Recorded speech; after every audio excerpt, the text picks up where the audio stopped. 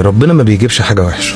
اوقات بتبقى في علاقة وتيجي تنهي علاقتك بالبني ادم اللي في حياتك ده، فتكتشف حاجات كانت مستخبية عنك او حاجات انت ما تعرفهاش، حاجات معينة سمعتها من الناس، مواقف ظهرت لك قدام عينك، فانت تبدأ تشيل من الشخص ده. عمر ده ما كان صدفة. يمكن ربنا بينور بصيرتك ان انت لو في ايدك قرار ترجع ما ترجعش. وربنا بيقول لك لو على قد الحب اللي انت متشعبط بيه في البني ادم ده، هو مش هيأكلك ويعيشك حب.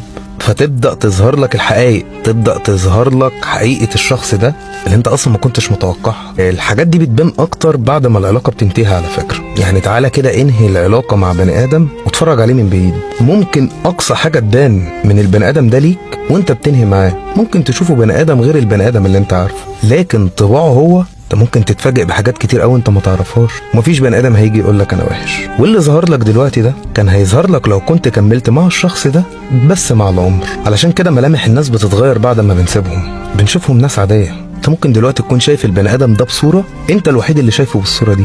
احنا كلنا بالنسبه لنا البني ادم ده بني ادم عادي، وانت اما هتفوق من اللي انت فيه هتشوف ان البني ادم ده بني ادم عادي، بل اقل من العادي كمان. على الاقل ده انت عرفت مساوئه.